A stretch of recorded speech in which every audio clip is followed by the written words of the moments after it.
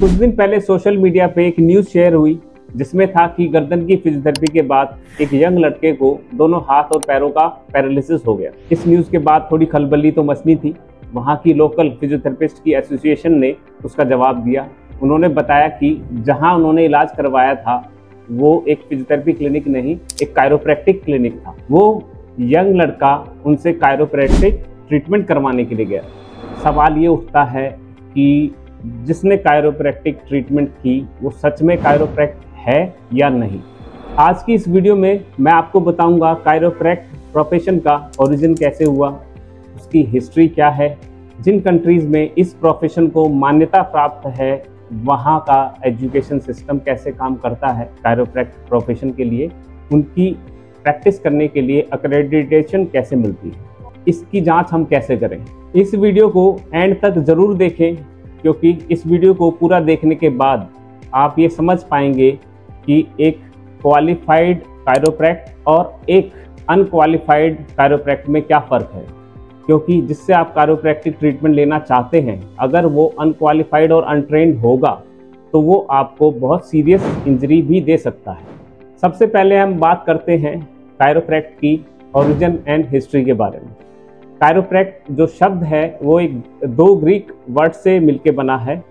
Cares जिसका मतलब है हैंड, प्रैक्टोस जिसका मतलब है डन, कि हाथ से किया गया इलाज। वैसे तो हाथ से इलाज एंशिएंट टाइम से किया जाता है, लेकिन 19th सेंचुरी में जो कायरोप्रैक्ट प्रोफेशन है उसको अपनी रिकॉग्निशन मिलनी शुरू हुई। यूएसए के डेनियल डेविड पामर को क्रेडिट दिया जाता है सबसे पहली कायरोप्रैक्टिक एडजस्टमेंट करने का।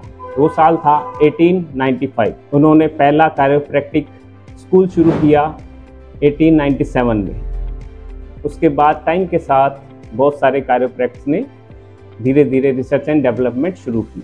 यूएसए में काउंसिल ऑन कायरोप्रैक्टिक एजुकेशन को रिकॉग्निशन मिली 1974 में।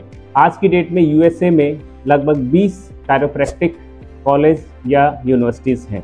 आज की डेट में यूएसए, कनाडा के तरीके से लगभग 40 से ज़्यादा देश ऐसे हैं जहाँ पे कायरोप्रैक्टिक प्रोफेशन को रिकॉग्निशन मिली है गवर्नमेंट की तरफ से, और वहाँ सेट पैरामीटर्स हैं इस प्रोफेशन को गवर्न करने के लिए। अब हम बात करते हैं क्रेडेंशियल्स की। यूएसए में प्रैक्टिस करने के लिए, एक कायरोप्रैक्ट बनने के लिए आपको क्या क्या पढ़ाई करनी पड़ती है। यूएसए में कायरोप्रैक्ट वाले कोर्स, जिसको डॉक्टरेट ऑफ कायरोप्रैक्टिक बोलते हैं, उसमें एनरोल करने से पहले आपको एक अंडर ग्रेजुएट कोर्स करना पड़ता है, जो एक बैचलर्स डिग्री हो सकती है साइंस में, या कुछ स्टेट्स में 2 साल का भी साइंस में कोर्स करके एनरोल कर सकते हैं। अब जो डॉक्टरेट ऑफ कायरोप्रैक्टिक कोर्स है उसकी ड्यूरेशन अलग अलग यूनिवर्सिटीज़ के हिसाब से 4 से 5 साल हो सकती है। उन 4 से 5 साल में वो लोग सारे मेडिकल के सब्जेक्ट्स पढ़ते हैं, जैसे anatomy, physiology, microbiology, pathology, orthopaedics, neurology, और साथ साथ अपने सारे प्रैक्टिकल्स करते हैं। उनका जो स्टडी करिकुलम है वो लगभग 4200 घंटे का कॉन्टैक्ट क्लासेस होती हैं और प्रैक्टिकल्स होती हैं। ये सभी कायरोप्रैक्टिक स्कूल्स और कॉलेजेस का एफिलिएशन होता है काउंसिल ऑन कायरोप्रैक्टिक एजुकेशन से। इस कोर्स को करने के बाद उनको एक लाइसेंसर एग्ज़ाम देना पड़ता है।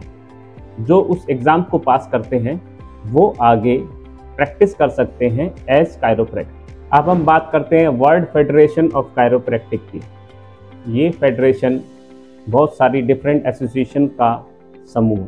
इस फेडरेशन में अलग अलग कंट्रीज़ की कायरोप्रैक्टिक एसोसिएशन मेंबर हैं। इसमें इंडिया की तरफ से Indian association of chiropractic doctors भी इसकी मेंबर है। अब लीगल स्टेटस के हिसाब से ये कायरोप्रैक्टिक की प्रैक्टिस के लिए अलग अलग कंट्रीज़ को 4 कैटेगरीज में डिवाइड करती है। इंडिया इसमें इनके हिसाब से सी कैटेगरी में है, जिसमें लीगल स्टेटस क्लियर नहीं है और डी फैक्टो रिकॉग्निशन है। डी फैक्टो रिकॉग्निशन का मतलब है कि प्रोफेशन एग्जिस्ट तो करता है लेकिन उसकी कोई कानूनी एक्सेप्टेंस अभी नहीं है। जिन कंट्रीज़ में इस प्रोफेशन को लेके काउंसिल नहीं हो, तो मुझे लगता है कि वहाँ की उनके प्रैक्टिशनर की एसोसिएशन जो वर्ल्ड फेडरेशन ऑफ कायरोप्रैक्टिक की मेंबर है, उनके ऊपर विश्वास करना चाहिए अगर वर्ल्ड लेवल पे उन्हें रिकॉग्निशन मिली है तो हो सकता है जहाँ कायरोप्रैक्टिक की अच्छी एजुकेशन होती हो वहाँ से उन्होंने एजुकेशन ली और इंडिया में प्रैक्टिस कर रहे हैं, और वो कोशिश कर रहे हैं धीरे धीरे अपने प्रोफेशन को इंडिया में डेवलप करने का और उसको लीगली एक्सेप्टेंस दिलवाने का। अब आती है सबसे इम्पोर्टेंट बात। जब आपने देख लिया कि जहाँ लीगल स्टेटस क्लियर है प्रोफेशन का, तो वहाँ एक कायरोप्रैक्ट बनने के लिए उनको कितनी पढ़ाई करनी पड़ती है, कैसे उनको रजिस्ट्रेशन लेनी पड़ती है। अब इंडिया में हो क्या रहा है कि कोई भी प्रोफेशनल आता है, 1 दिन की, 2 दिन की, 3 दिन की वर्कशॉप करता है और कायरोप्रैक्टिक टेक्निक्स सिखा के चला जाता है। अब जिसे वो सिखा रहा है वो 2, 3, 4 दिन में कायरोप्रैक्ट बनना शुरू कर देता है और अपने बोर्ड पे लिख लेता है कायरोप्रैक्ट। ऐसे लोग जिनको उस प्रोफेशन की डेप्थ में नॉलेज नहीं है, वो अपने पेशेंट्स, अपने क्लाइंट्स का नुकसान कर सकते हैं। और नुकसान किस हद तक जा सकता है वो इस वीडियो के शुरुआत में मैंने आपको बताया है। तो जब भी किसी के पास आप जाएं कायरोप्रैक्टिक एडजस्टमेंट के लिए, ट्रीटमेंट के लिए, तो कोशिश करें उनका बैकग्राउंड चेक करें कि उन्होंने एजुकेशन कहाँ से ली, कहाँ प्रैक्टिस की है, कितने साल का एक्सपीरियंस है, किस एसोसिएशन के मेंबर हैं, कौन सी कंट्री से उन्होंने अपनी क्वालिफिकेशन की है। क्या वो ऐसे तो नहीं कि जो 1 दिन, 2 दिन और 3 दिन में कायरोप्रैक्ट बन गए हों और आपको पूरी ज़िंदगी उसका भुगतान करना पड़े।